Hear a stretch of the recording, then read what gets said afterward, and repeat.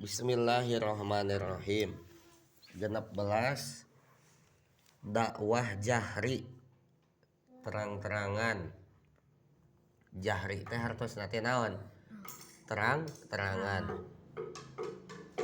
Hiji, dakwah siri lumangsung salami 3 tahun.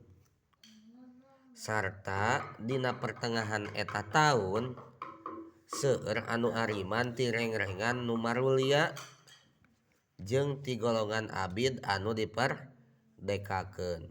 Kapanan dakwahna Nabi teh aya dakwah siri susulum putan, aya deui dakwah jahri terang-terangan. Tah dakwah siri anu susulum putan teh salami 3 tahun.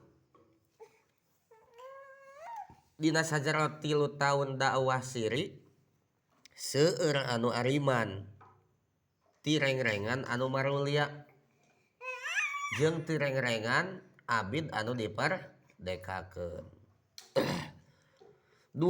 Sabada dakwah siri Kangjeng Nabi diparentah dakwah jahri, dakwah terang-terangan.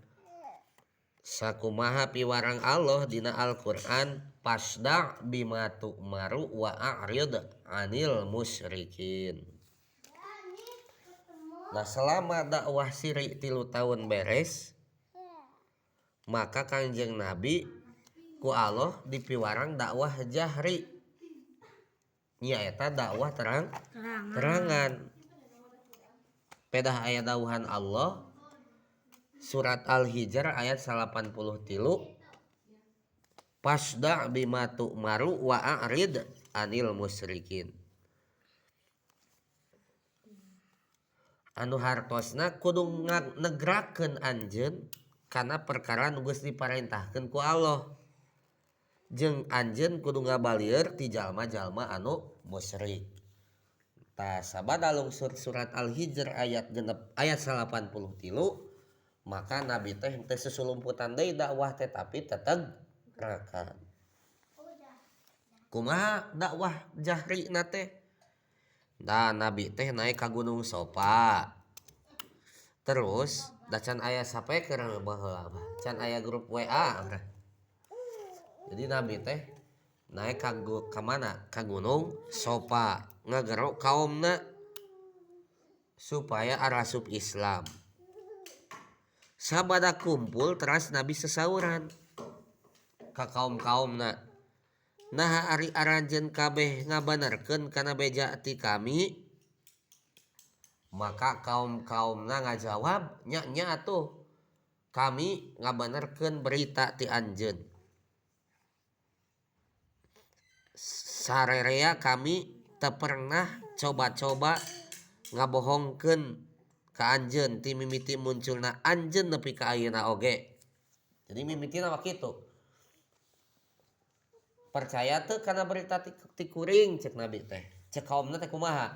Percaya sabab anjeun mah tara ngabohong, sabab anjeun mah dipercaya ku kami ti mimiti muncul anjeun nepi ka ayeuna oge.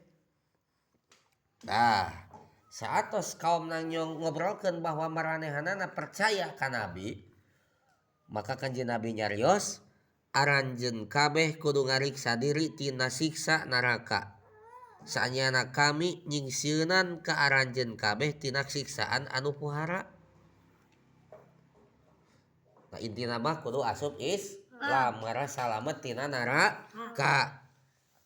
Sok atuh ai percaya kana beja ti kami mah aranjeun kudu asup Islam intina mah kitu weh.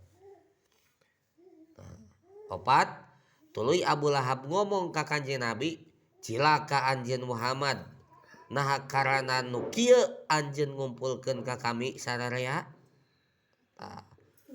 Sabada Kanjeng Nabi ngajak asup Islam, Abu Lahab mah kalahkan ngomong naon ka Nabi teh, cilaka anjeun Muhammad, kupedah kieu kuring teh atawa kami teh dikumpulkeun teh.